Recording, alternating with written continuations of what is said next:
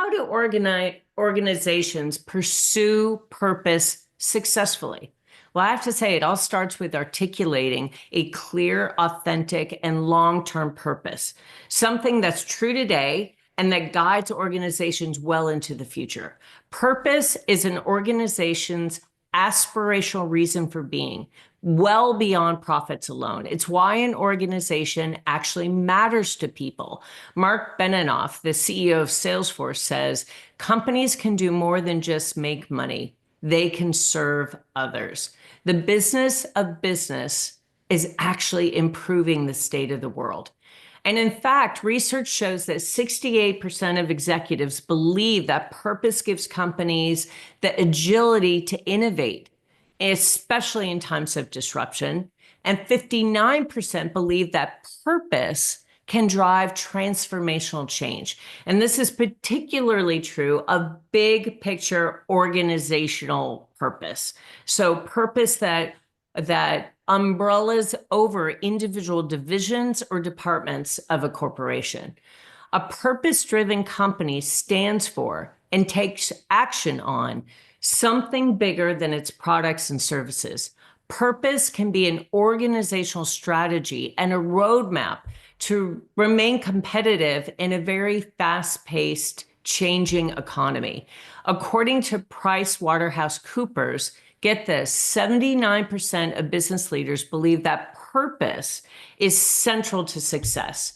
Add to this the Edelman Trust Barometer that shows that people are more trusting of the employer that they work for than almost any other kind of organization, from NGOs to governments to well-known brands or social influencers. In fact, millennials, who have a very strong connection to purpose of their organizations, are 5 times more likely to stay. Recent analysis of purposeful companies by the corporate board, EY Global Leadership Forecast, has the most compelling financial evidence that actually suggests that purposeful companies outperform the stock market by 42%. 42%. Companies without a sense of purpose within their vision, their mission, they actually underperform the market by 40%. So think about that. That is a 82% swing. 82% swing in performance and profitability. That's incredible. It goes on to compare those who have a purpose statement, but no more, they deliver average performance, versus those that embedded in everything they do, they far exceed every single industry that they compete in. Yet the vast majority of employees remain fairly disengaged in work. You all have seen the numbers. And only 33% draw real meaning from their employer's purpose. So there's still a lot of work to be done. And that's why I'm so very excited to be able to introduce you to a Lead Hership Global member that literally has made this her life's work, Stacy Wright. Stacy Wright stands at the forefront of innovative entrepreneurship and social change with a storied career spanning 2 decades. Her journey as a business owner is marked by the founding of, get this, 6 startups and securing 28 patents. And that's a testament to her innovative spirit and her commitment to pioneering new paths in the business world. Stacy's ventures are incredibly diverse, yet all share one common thread: a vision for creating impactful, sustainable change through business excellence. At the heart of Stacy's professional ethos is Heart Profit. This is a community that she leads that unites business owners and business leaders around the idea that businesses can and should operate on principles of care, compassion, and connection. Heart Profit champions a model where efficiency and profit are balanced with a commitment to making positive social impact, encouraging a redefinition of success in the business landscape. So this is an incredibly exciting conversation, and I am incredibly honored and proud to be able to say that Stacy is a member of Leadership Global and the C-Suite Network. And together, we're going to dive deep into how purpose-driven companies can create sustainable competitive advantages. So, Stacy, these days, purpose is becoming increasingly mainstream. You hear this all the time. Oh, we're purpose driven. Oh, we're heart centered. Oh, we have a mission and vision to impact the world. This is very, very common now to hear this across all kinds of industries and all kinds of different companies. In fact, you'll even find it sprinkled throughout your social media feed, and it's making headlines at the Cannes Lions International Festival of Creativity. According to PwC, 79% of business leaders believe that purpose is central to success. Yet, despite this, less than half of employees know what their organization actually stands for.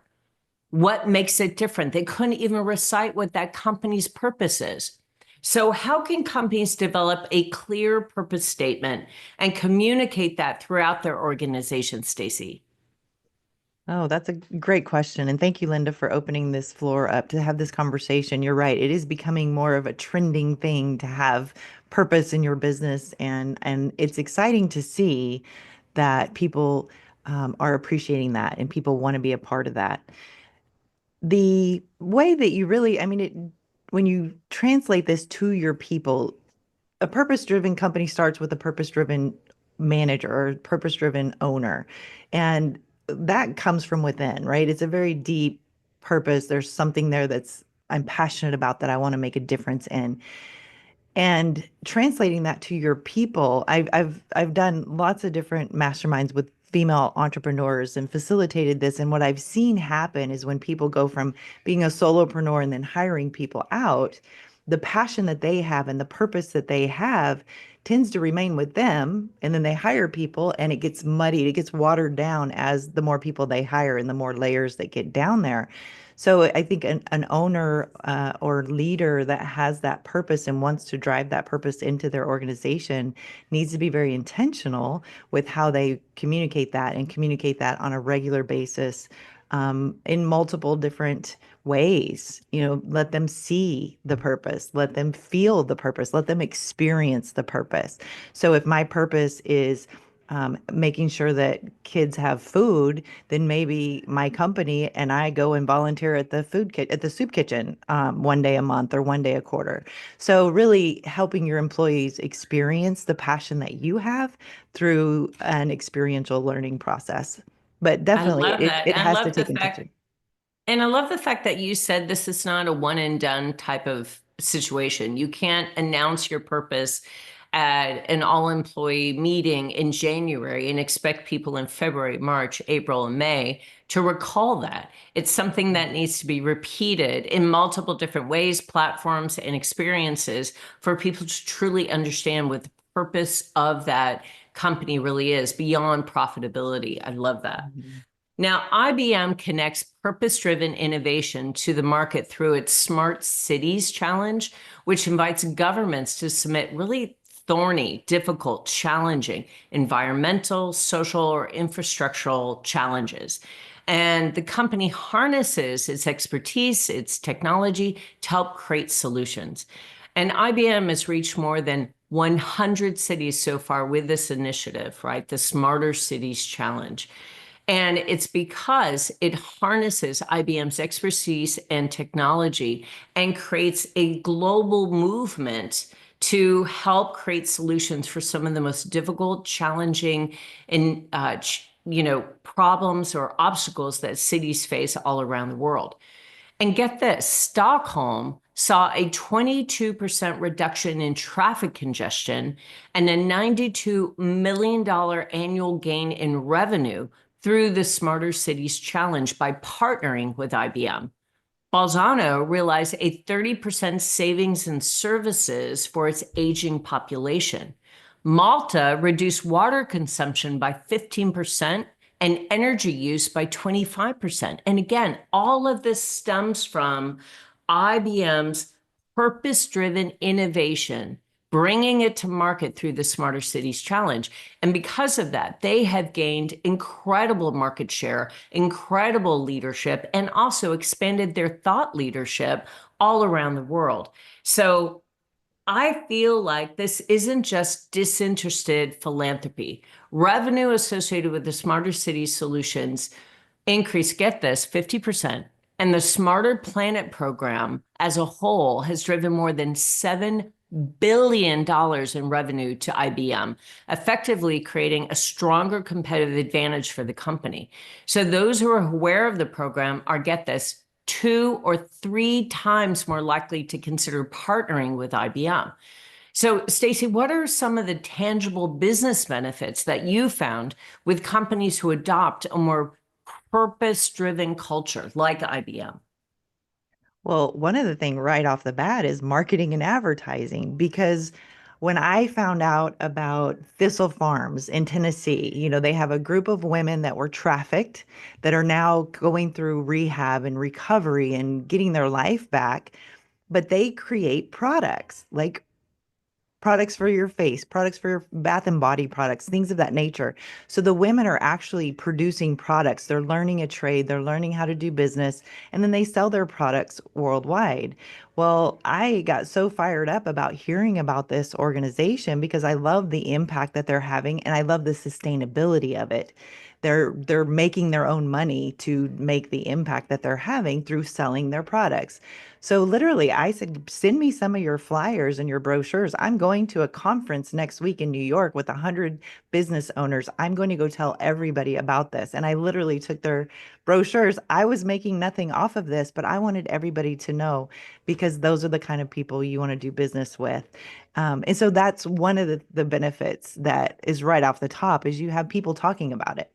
It's just people talking about it. And then the loyalty, having the loyalty from your customers because they are emotionally tied to what you're doing. I buy filters first for my water filter, and it's from the company called Filters First.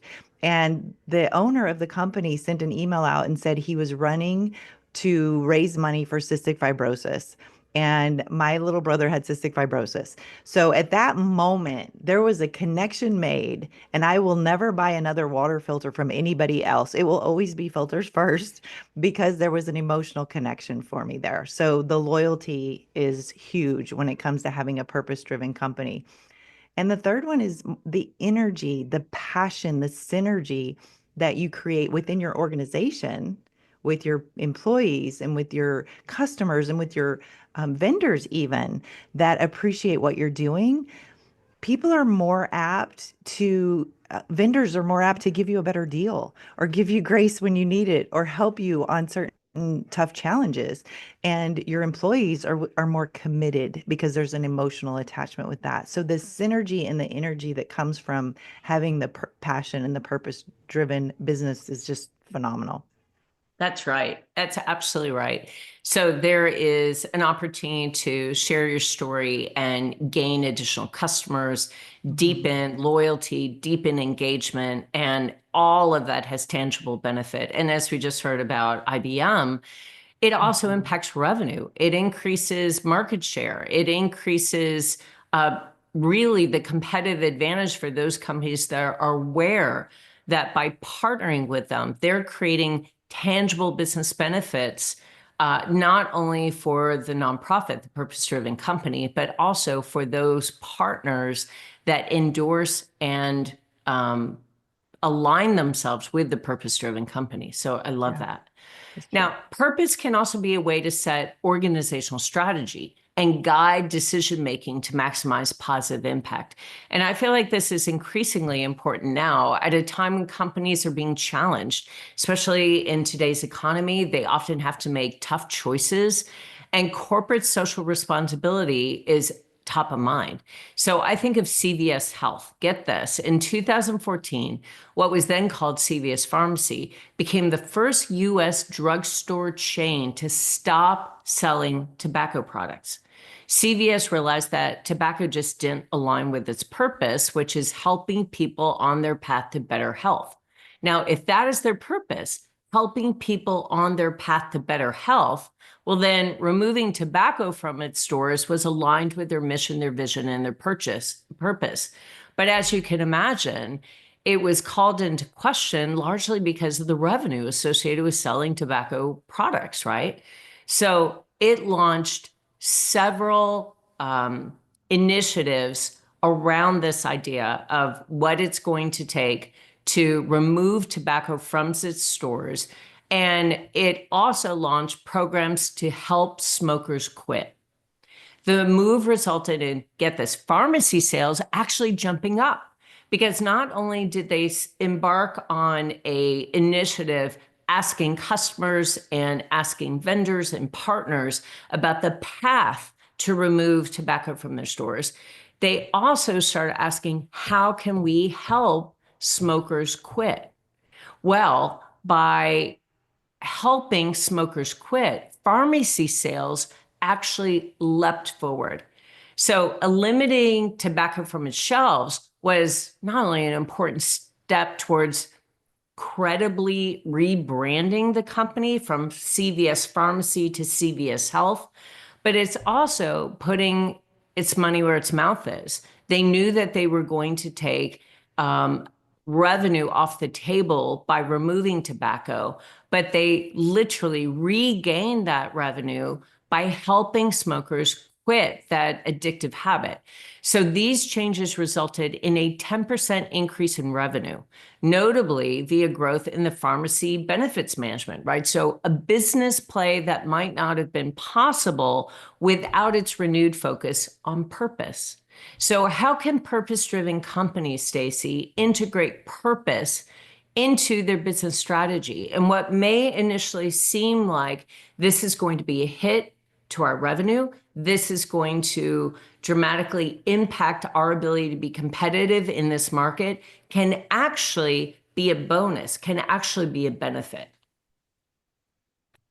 This is just makes me think of what we're doing with Heart Profit. The whole thing in the world today in business, it's become profit at all costs over the last 30 years. And so everybody's focused on profit. And so all these decisions have been made based on profit.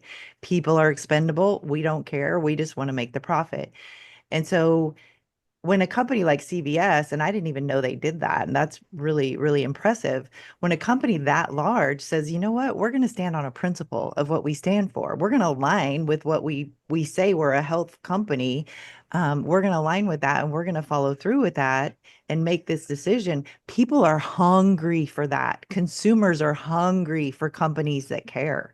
I was talking to a guy just yesterday, and he was talking about how, and he's just an average blue collar worker, and we were just having a conversation, and he says, we were talking about Amazon, and we were talking about, when he takes his family out, he says, I always like to go to the small business, the locally owned, and support them. And I've heard a lot of people say that they support the small business because of the value that they bring and the purpose that they have. But when I have the next question of, but do you buy on Amazon? Questions are normally like, yeah, with this like shame. I am guilty of that, guilty. But when I asked him that, he said, no. He goes, I don't buy from Amazon. And yes, it's hard. And sometimes it's inconvenient. And sometimes we spend a little bit more. But if I'm going to tell my kids to have this purpose and this value in life, they're going to listen to what I do. They're going to see what I do. And I want to show them that. And so just the world at large is hungry for companies or people to stand for something other than profit. And so I think that's the big part of having the advantage of having purpose, and talking about that is one thing. But then when you actually make decisions that could impact your profit and you stand on your purpose, regardless of the profit, there's a whole bunch of people that are just really hungry for that. So it can be tough to do, and you get a lot of pushback from a lot of people when you make those decisions that are purpose driven versus that could hurt profit. But I think in the long run, you got to stand on what you stand on and have your business be what it is. And the companies that continue to do business with profit at all costs are going to become obsolete because the next generation coming up, they're not going to respect those companies. They're not going to do business with those companies, and they're not going to work for those companies. I love that. And especially as we look at the millennial generation, I think that, millennials expect companies to stand for something greater than profits, and they expect that company to walk the talk, to make the tough choices, whether it impacts their revenue or not. If they stand for a principle, a purpose, or a mission or vision that is clear and that is aspirational, they expect that company to build an organizational strategy that supports that mission, that vision, that purpose. That's it. And as you have talked about, Stacey, purpose can be a way to set organizational strategy and guide decision making to maximize positive impact. And I feel like this is increasingly important now at a time when companies are being challenged to make really tough choices. We've talked about CVS, we've talked about IBM, but research shows that executives believe purpose gives companies the agility to innovate in times of disruption.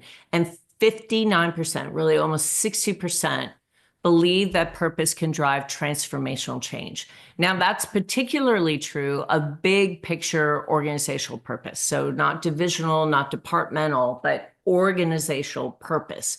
Yet even evolving traditional philanthropy programs to a broader focus on social purpose can deliver really meaningful results. I have another example. I don't know if you've heard of My Special Affleck Duck, but it's a social robot that helps kids cope with cancer. It's a good example of social innovation with 4 patents pending. This lifelike movement and emotional Bluetooth enabled application. It's just an app features the Affleck Duck and uses interactive technology to play to help children on their cancer journey. So it's an app-based technology that helps kids cope with a cancer diagnosis through play. It was designed through 18 months of child-centered research with partner Sproutel. And so Sproutel helped Affleck create My Special Affleck Duck. And it's now the recipient of more than 20 awards. In less than 1 year, the program resulted in 15% US awareness of My Special Affleck Duck. And among those who know of the program's purpose, its sort of overarching vision, mission, and purpose, well, they are 100% more likely to buy an Affleck product.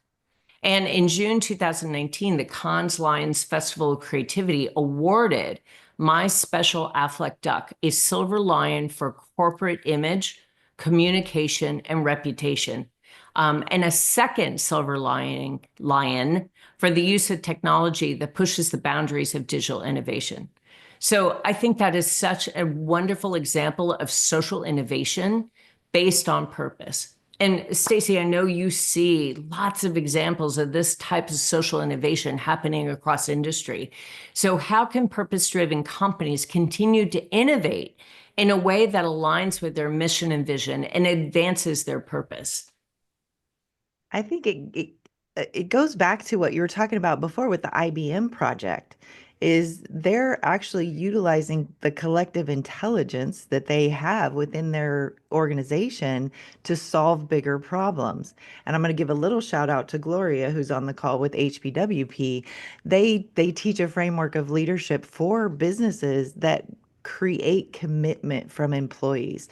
And when you have that emotional commitment from your people to your organization, you can tap into a collective intelligence that 10x's anything you could innovate yourself. So when you have a group of people that is committed to your purpose, that is committed to surviving hard times, you can actually succeed that much better. And I have a good example of that is I have a friend who had like, I think he had 10 employees at the time, small employer, and they came against hard times. And he was like, I don't want to lay anybody off. I'm not going to lay anybody off. And so he went to his team and he said, okay, here's the thing. we have to cut payroll by 20%. So I don't want to lay anybody off, and I'm in the bucket with y'all. So if we all take a 20% cut in pay, we can all keep our jobs, get through this hard times, and we'll get back to the other side. And everybody was on board except for one person. One person got up and said, I'm not taking a cut in pay, and got up and left. And so then he turned around and goes, okay, now we just need a 10% cut in pay.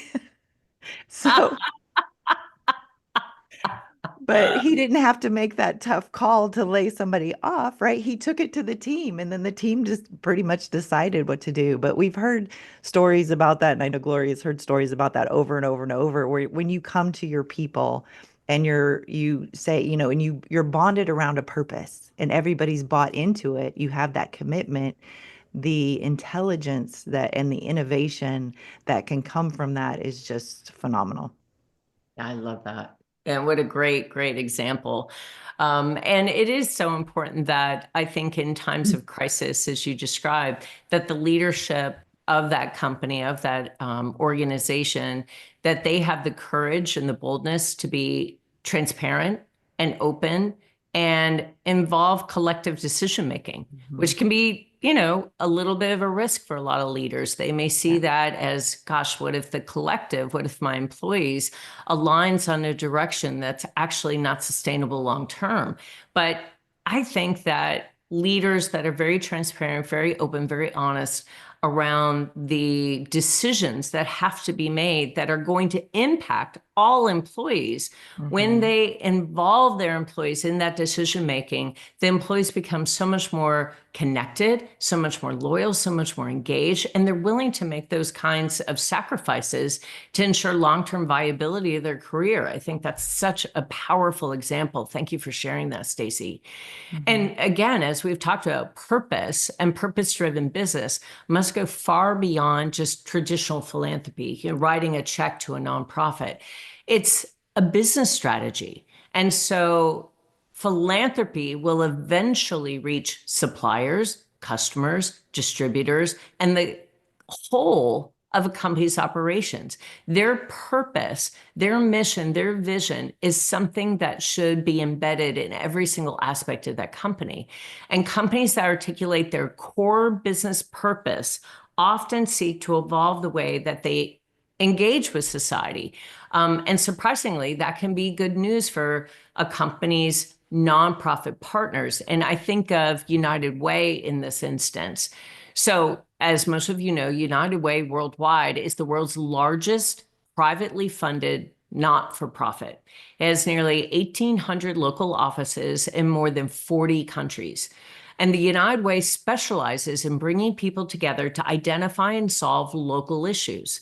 At the same time, United Way aims to be a strategic partner for the corporations and businesses that are supporting its work. And according to the United Way, the first question they ask is, what do our customers want? And keep in mind that for United Way, customers are the communities that they serve. It's their corporate partners, it's individual donors. So it's essential to listen and know your customers in order to provide value. Very much what you were talking about, Stacey, in your example, the CEO that went to his employees and listened.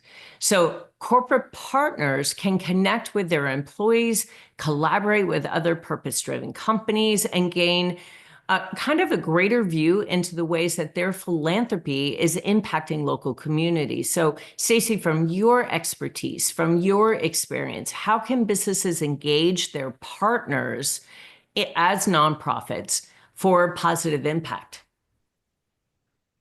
That is a really, really good question and a good point, because having or supporting nonprofits and being a partner for them, I think is something every business should be doing.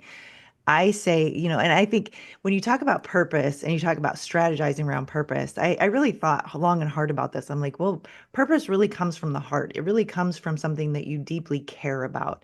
And then if you start strategizing that, is that really coming from the heart? But then I thought I went a step further and said, yes, there actually is strategy involved with that, because you can align your purpose. Well, you have a purpose, right, to help somebody to do something to impact the world in some way. And there's nonprofits out there that are synergistic with what you do. And so, for example, I have a company that we have the world's first and only bathtub footrest for people whose feet don't reach the end of the tub. It's primarily a female product, women buy it.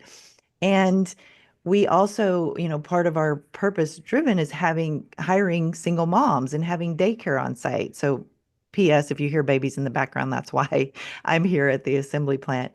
So, part of what we did with our impact or our partnering with nonprofits outside of our company is that who are the women, right? Because we're a women-based company. Who are the women that we could partner with? What women organizations that serve women could we partner with? Because that's synergistic. We have a female-based company, a female-based product. And so we ended up partnering with women's shelters. So emergency women's shelters that are helping women out of bad situations, that in between time where they need a place to just stop and unpack and get their footing under them before they go out and back into the world as a single mom. And so we decided that I called up my friend who actually is the executive director at the local shelter. And I said, what is it that you guys need on a regular basis? What is it that you guys have to buy or have to ask for on a regular basis? And she goes, the one thing we have to get over and over and over are fresh new towels. Because once we give a towel to a woman, that's in the shelter, when she leaves, she takes that with her. And so that's something we're constantly replenishing, replacing. And we have a bath product. So I thought that was just a perfect way to align our purpose and our mission with our company. So for every bathtub footrest we sell, we donate a towel to a women's shelter. And so that's one way that people can synergize with their nonprofit partners, is find people that are serving your target audience. And so one of the other things we do is in our box, it's a pretty big, good sized box that we ship our product in. When you open the box, it says, before you throw this away, why don't you consider filling it with some of these items and dropping it off at your local shelter? And so people actually have told me that they got the bathtub footrest out and then they filled it up with combs and brushes and toiletries and different things and did drop it off at a shelter. So just those little bitty touches that you can add, it adds to the impact globally. And that's a way you can align your product-based company or your business with partners that are serving a similar um, category of people. Oh my gosh, what a great example. And I love the reminder because I guarantee all of us would be happy to take action if, again, we were given the opportunity and a gentle reminder how to take action and when to take action, right? So, what a beautiful way of integrating your purpose with the customers that you serve, inviting them to make an impact in a very simple, easy kind of way. So, Stacy, that's a great example. And I feel like purpose-driven companies, they come in all shapes and sizes, and they can be found in industries literally all over the world. The one thing that they have in common is a clear understanding of what they stand for and a willingness to take a stand in ways that create long-term value for their company and all the people that they serve. It's no longer a question if an organization should lead with purpose, but it's really how. How can businesses take a stand and develop a competitive, sustainable competitive advantage through their purpose? So, what would you recommend to a company as they are thinking about how to lead with their purpose? How to ensure that their purpose is first and foremost in their messaging, in their sales approach, in their marketing, in their how they make decisions about organizational strategy, employee hiring, partnerships.